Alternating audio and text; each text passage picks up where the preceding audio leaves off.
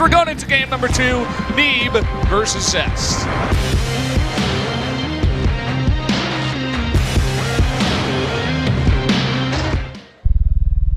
뉴 게티즈버그로 떠납니다.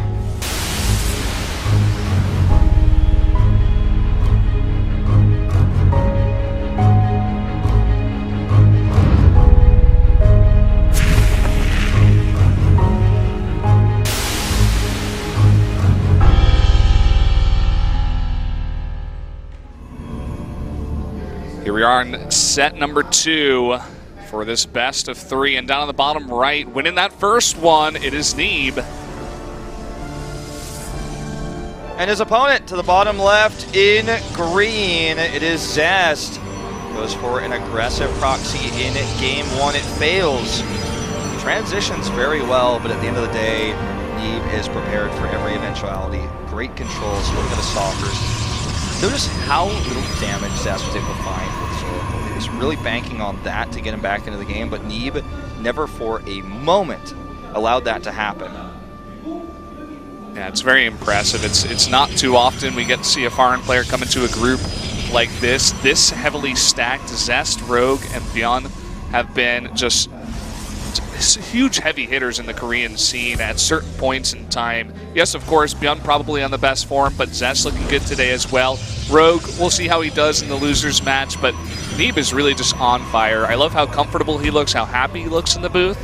And Zest is going to have to really just dig through his brain for some kind of way to come back and win 2 in a row against this guy that is so good in the matchup of PvP. You know, it's absolutely, you know, there's a high chance Zest can do it. You know, if anyone can do it, it's this player who's 2-time GSL champion, just such an incredible record in Pro League as well. Just how he finds his way here, would be able to make it work. And remember, with Zest, a lot of those wins were in the Protoss matchup. He started off this season so solid. At the end of the season, he was falling off a little bit, but I think this could go to game 3.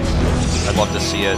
See how Neeb wants to play it so far. Pretty solid standard opening from both sides. 2 adept opening. Very common on this map. If you guys remember, this is the map that Zest did go for the cannon rush against Trap. It did not work. I hope to never really see that again. Maybe in a couple of years, if that is still viable. But jokes aside, we do see the Stargate coming out here for Zest. Let's see who wins this adept fight in the middle of the map. I mean, these guys are literally a mirror. Nice symmetry drawn between. Neeb gets the first shot, and they're just gonna shade past each other. So scouting parties ongoing here. Neeb with the 2 stalkers about to pop out. Zest did make a pylon on the low ground. Neeb is gonna deny the scout here. The pylon on the low ground is gonna take some damage, obviously, and this mothership core will as well. Commits to trying to get a probe kill there, will not.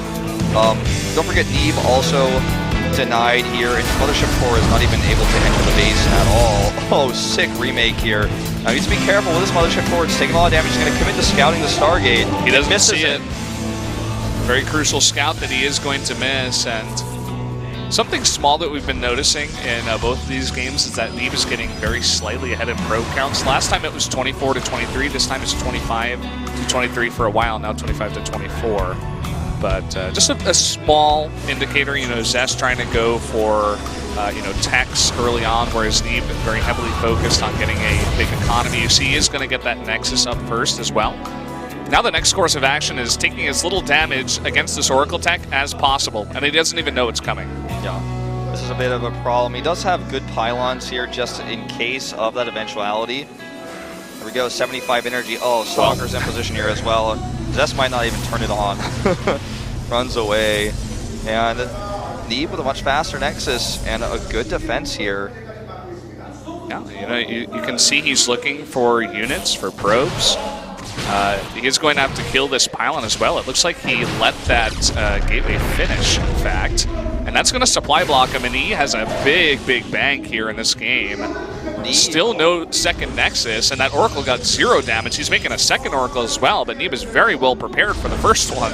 So, I mean, Neeb is massively ahead. I can't even overstate it. He's up 13 supply, but let's talk about what kind of supply that is. He has a much faster Nexus, which is now completing. He's up 3 workers versus an Oracle opening. He has a larger army, which means he has control of this game. He has the faster tech to Immortals, which is going to be the valuable tech that you want. He's constantly scouting.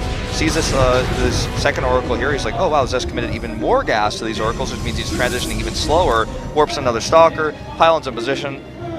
Zest is trying to crack a foreigner that will never be cracked, I feel. I mean, his defenses are some of the most solid we've ever seen this year. Yeah, this looks like Trap defense. Yeah. You know, Trap is one of the best at defending any kind of harassment, and Neeb looks even a step above that at this point. You know, you could say some mistakes here definitely have been made by Zest. I mean, that pylon block, not canceling the extra gateway, kind of just getting in there. He's going to find some damage, though, coming into the natural. Just 3 probes. About as much as you can find in this position, I suppose. Yeah, I mean, that's absolutely true. Very well said. 3 probes is godlike when you're at this position in the game. Forge is going up for both. Even Zest trying to take that risk, but Neeb is 1 step ahead of him. He's already got his Forge coming up too. By the time the second Immortal comes out, Zest's first robotics, you know, his robot will just be finishing. Does not commit to this shade, obviously would basically just be bleeding units at that point, trying to force economy damage. And he's going to try it again. Obviously not going to commit. You can see he's trying to block the shades with his own adept. It's so cute. And finds some more damage here with the Oracles while these units come in. So he's trying to draw the army away. And then, you know, do that Oracle harass, cancel here. And very effective harass overall from Zest. It's evened up the supplies. And it's just kind of forcing that splitting there, playing tennis with Neeb a little bit. Works out pretty well. Neeb adding a lot of gateways here. This time he's going to be prepared.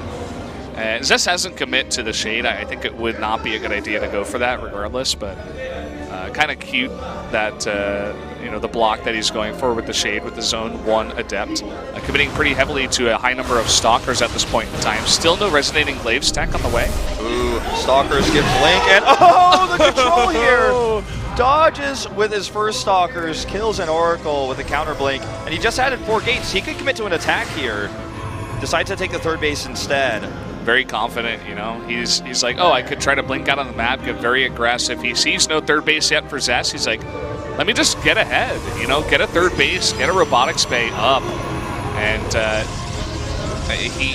he's just getting further and further ahead. It's like the Artosis mentality, right? Yeah. He's doing it very well here. We do see Zest is going to add that Templar Archives first. Probably going to be, at this stage of the game, I imagine, for a Storm Drop. He's not hiding it, which is, you know, really traditionally how we see Storm Drops used in this matchup. If he's trying to get early Archons, it feels like too early of an investment to that amount of gas.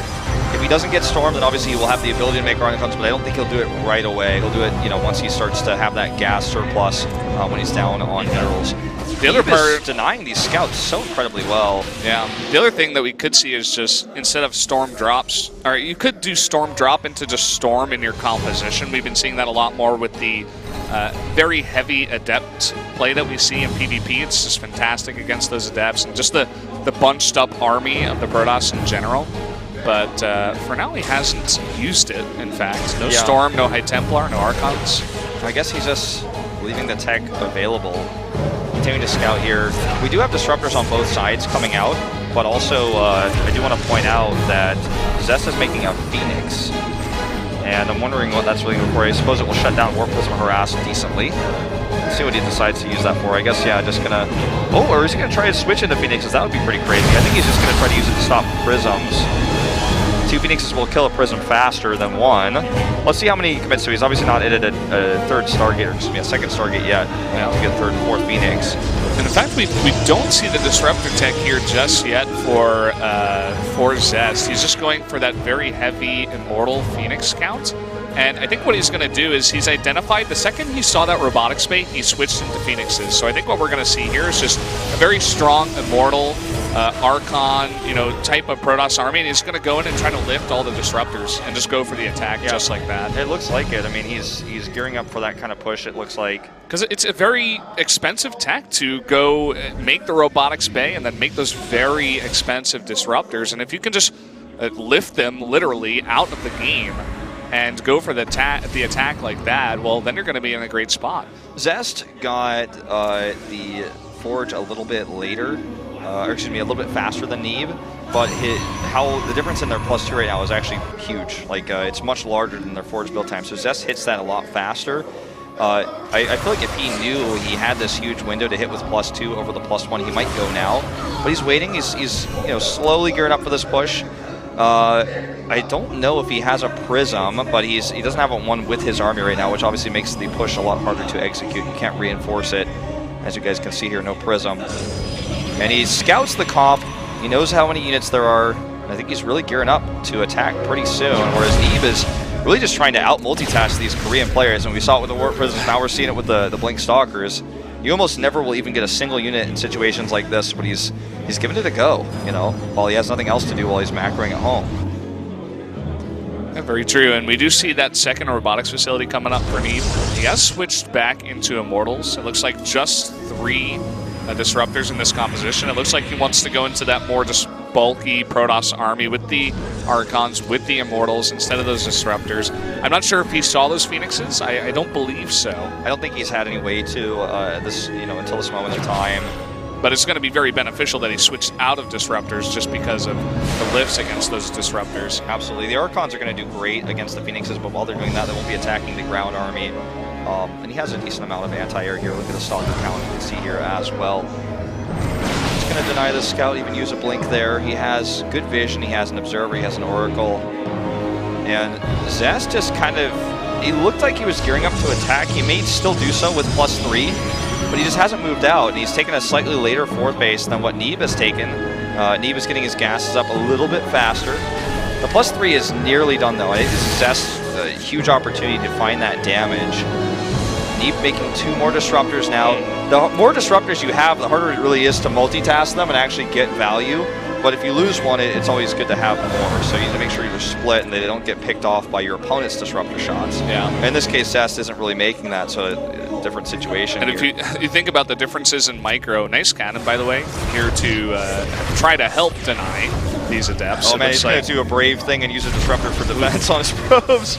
It gives me anxiety. But if you consider the micro of Phoenixes versus Disruptors, for the Phoenixes you can just kind of like shift-click lift on all the Disruptors and like let them be. They're going to die eventually, but it's really just to disrupt the Disruptors, right? Whereas with the Disruptors, you need to control them all individually. This is a really nice run by with a healthy number of Adepts coming in here. Snipes an Immortal. Yep, now he's going to go and kill his cannon and kill a ton of probes. Only 1 Archon here to defend. This is going to force Zest home. Neeb correctly identified that Zest just had his army over there on the watchtower for so long, was never moving it, and scouted enough to realize, okay, you're just not moving. Now I think he's going to go into Tempest Tech here, coming up pretty soon. He gets his own Stargate, and is adding just more and more Archons in. If they never attack each other, which this happens a lot on this map, you will eventually want to get Tempest Tech out, and sometimes for some Protoss carriers. There's the Fleet Beacon. And is Zest going to go for the attack now? One thing, when you lose that many probes, you get just that many more army units, and that's really going to help out when it comes down to one big fight. Another shade in here. We do see about 6 cannons coming down in a line. Even more than that, going to go up to 8. Now look at this, trying to defend this attack. He's getting a lot of damage done here. Okay, the shades come over. If he commits to these, he's going to regret it. He's definitely going to cancel it, unless he decides to kill workers instead. This is going to split Neeb into 2 directions. He does cancel. And dodges that Purification Nova. All the cannons will finish. I think a good idea. You know, that Shade was looking to end up around where all the Archons were. Definitely not the best position. Let's see if he commits this time. Okay, here comes the first Purification Nova. Does get killed or lifted here. So much damage being done right now. The Shades do commit over here. So many Archons were not able to get to this army, but Neeb wins this fight. Now he just needs to go back and defend. Don't forget, he has Tempest Tech coming up here soon as well. So if he defends this, he's just massively ahead in every way. He wins the big fight. He wins the important fight. Look at this. He blocks with the Shades. He doesn't allow all these Adepts to get up into the main. What a crazy, crazy series this has turned out to be. Neeb just dominates one of our best Korean players, a 2-time GSL champion. He is going to win this 2-0. It starts to look like Zest doesn't have much of a transition point. He has no Disruptors of his own. He has no Archons. All he has is Adepts, and they're going to be killed so quickly here by the Archons of Neeb. And now he's just on the run, and even on the back of it, he's making 2 Tempests, 2 Disruptors. He is so far ahead in that tech. And we see Zest just making more Phoenixes. He doesn't really know what he wants to make at this point. Not going to be very good against a very high Archon count that is still left over. I mean, the fact that he has Tempest on the way just really tells the story. So many Disruptors left over. Can never get on top of those Disruptors because of all these Archons. Zest just has to, I think, come to terms with the fact that he will not be getting out of this group in first place. He's going to try to fight this. No, definitely not. He sees up there, immediately cancels. He's like, oh, no, definitely not. Tempest out on the map. And Neeb is just so patient with this, too. He takes such a huge win in that fight. He dominates where it matters, taking out all the very high-tech units. And, you know, he defends against the Adepts at the same time. And now he's like, no, I can just max out. Mothership on the way. I think what Zest's idea here is, the concept he's looking for is, his army is less mobile than mine. Perhaps if I have enough Adepts, I can just run over the Tempest, run over the army, just kill a bunch of probes, slow Neeb down, and win a longer, super longer game. I mean, this game is not over, right? I jokingly said Zest's going to have to come to terms with the fact he's not getting out of this group in first place. He could still win, technically, yeah, right? You know, it is possible, but very unlikely. When you look at these two armies, which army wins the fight? It's Neeb's 100%. But if Zest can somehow, with this huge amount of Adepts, shade into like 4 different locations, kill probes, slow Neeb down, perhaps that's how he gets back into this game. But if he has to fight a straight-up fight, I don't think he can do it. And the Tempest count is getting higher and higher. He's up to 4 already. Yeah, we've seen stranger things happen, Wolf. We really have. I love the cannons as well. We don't really see that from the Korean pros, and that really comes down to the creativity, the quick thinking that we see out of some of these foreign pros, where he's like, I think I need this right now, I'm just going to go for it. You know, maybe someone else like Zest would have just added in 8 more Adepts, but he was maxed out at the time. He's like, okay, I know he's going to attack, let me add this in. That really helped him win the fight. I think he would have won it regardless, but having 5 cannons shooting as well really just, you know, secured that win. He just knows what needs to be done. He's kind of freestyling in that way, and I mean, when you look at this situation, I do feel like Zest, he played a great game, but Neeb just countered everything he was doing, and Zest was trying so hard in both games 1 and 2 to force damage and force Neeb to make a mistake, and Neeb didn't make even one mistake in defending. 3 robots coming up for Zest. This is what Zest does with his extra metal, so make more robots and make more gateways, but Neeb makes cannons because he knows he just has to defend this one push, he gets ahead. And I mean, this is a crazy powerful army. It's when we do the supply, it's like, well, he's only up 10 supply. Well, he's up about a bajillion resources in cost and value in this army. 9 Archons to 5, 8 Tempests, 9 Disruptors, a Mothership. He has +2 on the way for areas, +2 shields on the way. What do you want? I mean, Zest, how is he going to come back in this game? He wants to try to overwhelm this army, this slow army. That has a ton of expensive units. He's going to just try to run by, maybe base trade. Maybe he base trades. You know, Neeb is committing heavily to killing this 4th base, and Zest sees that army, and he knows that if he attacks this army, if he fights this army, he 100% of the time loses. But he's going to try to go for the base trade. Neeb very smartly kills the 4th base, recalls immediately, and will go head-to-head with Zest's army. Now Zest can't fight this anymore. He has to go home. But he goes home down an Nexus, and that's a problem. He doesn't have the bank that Neeb has. GG! Neeb is moving on to the round of 8 in first place in what many consider to be the group of death here in the KeSPA Cup. And I myself am shaken not only by the hypeness of him getting out in first place, but the fact that I'm going to have to translate on Korean TV his interview. Good luck, Wolf. I'll help you out there, but really this is the Neeb show tonight. Doesn't drop a single set. Rocks Rogue's world, okay? Many will argue, okay, Rogue didn't go for the best builds, but Neeb made it look so unbelievably easy. And then he outplays Zest in 2 very, you know, just straight up games, longer games. He just outplays him. And he is going out first place because he deserves it. And he is going to have to stick his hand in the box. It's kind of more chance-based here. You can see Young's hand shaking. She's shaken. She's shook, man. Right. Everybody's shook. Let's see. Take that ball. B.